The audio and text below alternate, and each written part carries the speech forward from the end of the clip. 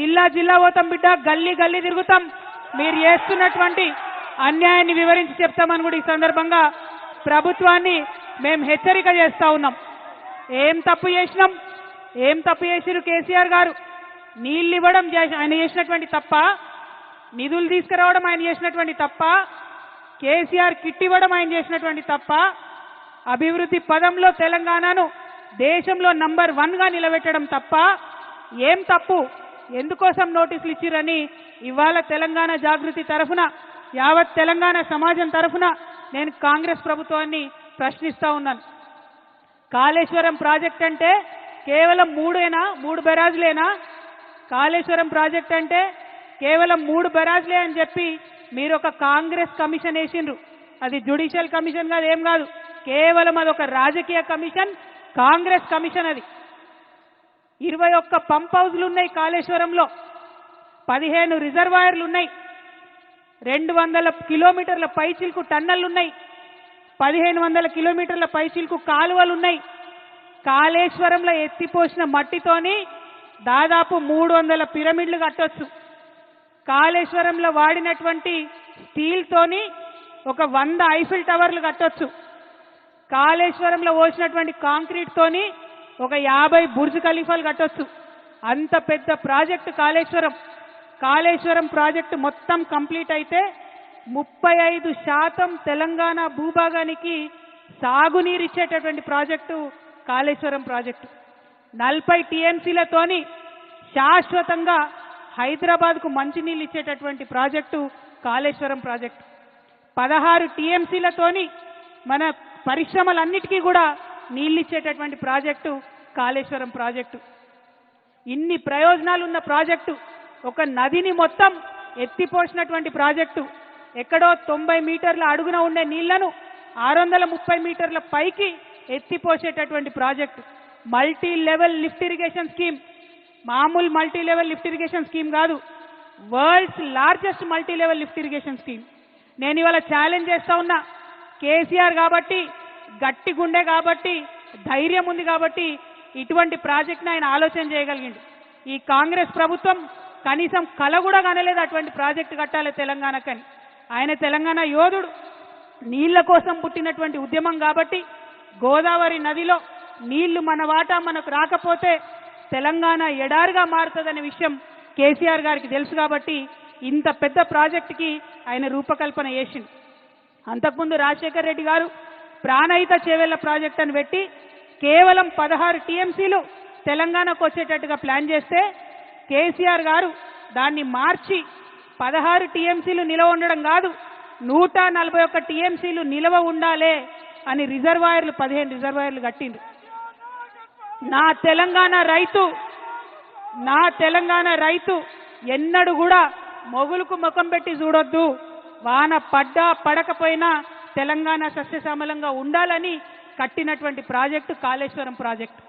మీ అందరికీ తెలుసు, ఆనాడు జలయజ్ఞం పేరుతో ధనయజ్ఞం చేస్తే మెగా కృష్ణారెడ్డి లాంటి వాళ్లకు 90% కాళేశ్వరం పనులు ఇచ్చిండ్రు. మనం తెలంగాణ తెచ్చుకున్న తర్వాత కంటిన్యూ చేసుకుంటూ పోయినాం, రీడిజైన్ చేసుకున్నాం ఆ ప్రాజెక్ట్ని. ఇవాళ నిర్మల్కి, నిజామాబాద్కి, కరీంనగర్కి, వరంగల్కి, మెదక్కి, నల్గొండకి, ఖమ్మంకి, ఇన్ని జిల్లాలలో లక్షల ఎకరాలకు నీళ్ళిచ్చే ప్రాజెక్టు కాళేశ్వరం ప్రాజెక్టు. డైరెక్ట్గా 20 లక్షల ఎకరాలు, ఇండైరెక్ట్గా ఇంకొక 18.5 లక్షల ఎకరాలకు, అంటే టోటల్గా కాళేశ్వరం పూర్తయితే 40 లక్షల ఎకరాలకు నీళ్ళు వస్తాయి. అవన్నీ పక్కకు పెట్టిండ్రు. కేవలం ఒకటే ఒక కుట్ర, ఏంది? కేసీఆర్కు పేరు రావద్దు. రైతు బంధు ఇచ్చినందుకు కేసీఆర్ని గుండెల్లో పెట్టుకున్నారు రైతులు. వాళ్ళు మర్చిపోవాలి కేసీఆర్ని బద్నాం చేయాలి. అందుకోసం వేసినటువంటి కమిషన్ ఇది తప్పితే ఇంకొకటి కాదు. ఇవాళ నేను ఛాలెంజ్ చేస్తా ఉన్నా ముఖ్యమంత్రి గారిని, మీ గురువు గారు చంద్రబాబు నాయుడు గారు 200 టీఎంసీ గోదావరి నీళ్లు ఎత్తుకపోతా ఉంటే బనకచెర్లకు నేను తీసుకుపోతా అని ఆయన బాజాప్తా కాలర్ ఎగ్రేసి చెప్తా ఉంటే ఎందుకు మీకు ధైర్యం వస్తలేదు లేఖ రాయడానికి? అపెక్స్ కౌన్సిల్ మీటింగ్ పెట్టమని మీరు ఎందుకు అడగలేకపోతా ఉన్నారు? क्या मजबूरी है भाई रेवंत रेड्डी साहब का? कई को नहीं लेटर लिखे? हमारा पूरा गोदावरी आंध्रा को लेके जा रहे, हमारा पानी पूरा आंध्रा को लेके जा रहे, क्यों नहीं लेटर लिख रहे? ముఖ్యమంత్రి గారు నేను డిమాండ్ చేస్తా ఉన్నా, గోదావరి పెన్నా లింకేజ్ పేరుతో ఏదైతే ప్రాజెక్టు కట్టి బనకచెర్లకు నీళ్లు తీసుకుపోతా ఉన్నారో అది మీరు తక్షణమే ఆపాలే. మన భూభాగంలో తుపాకులగూడెం దగ్గరనే ఆ లింకేజ్ పాయింట్ ఉండాలని చెప్పి మీరు ఇమీడియట్ గా కేంద్ర ప్రభుత్వానికి అపెక్స్ కమిటీకి లెటర్ రాయాలని తెలంగాణ జాగృతి తరఫున ప్రభుత్వాన్ని డిమాండ్ చేస్తా ఉన్నాం. అదేవిధంగా ఇంకొక మాట మనందరం ఆలోచించుకోవాలి. మనం ఒక చిన్న ఇల్లు కడితేనే అనేక ఇబ్బందులు అవుతాయి, ఏదో ఒక సమస్య వస్తుంది. ఇంత పెద్ద ప్రాజెక్టు కట్టి 40 లక్షల ఎకరాలకు నీళ్ళు ఇవ్వాలంటే చిన్న చిన్న సమస్యలు చాలా వస్తాయి. ఈ మేడిగడ్డ పిల్లర్ ఒకటి కుంగింది, ఇంకొక రెండిటికి పగుళ్ళు వచ్చినాయి. మరి రిపేర్ చేయొచ్చు కదా, రిపేర్ చేసి కేసీఆర్ గారు ఎట్లయితే 20 లక్షల ఎకరాలకు నీళ్ళు ఇచ్చిండ్రో ఇవ్వచ్చు కదా. ఇప్పుడు ఈ కాంగ్రెస్ అధికారంలోకి వచ్చినాక 3 పంటలకు కూడా నీళ్ళు లేకుండా రైతులు నిండబెడుతున్నారు. కేవలం స్వార్థం, కేవలం కుట్ర. మరి ఇదే మెగా కృష్ణారెడ్డి గారు 21 పంప్ హౌజ్లు ఉంటే 20 పంప్ హౌజ్లు ఆయనే చేస్తాడు మెగా కృష్ణారెడ్డి. మెగా కృష్ణారెడ్డిని కమిషన్ ముందుకు పిలిచే ధైర్యం రేవంత్ రెడ్డి గారికి లేదు. చాలా సిగ్గుపడాల్సిన విషయం. ఇవాళ కాంగ్రెస్ ఉందంటే ప్రజల కోసం పనిచేస్తలేదు, కమిషన్ల కోసం కాంట్రాక్టర్ల కోసం మాత్రమే పనిచేస్తున్నది. నిజంగా తెలంగాణ పౌరుషం చూపించాల్సినటువంటి సమయం వచ్చింది. రేవంత్ రెడ్డి గారిని కాంగ్రెస్ ప్రభుత్వాన్ని నిలదీయాల్సినటువంటి సమయం వచ్చింది.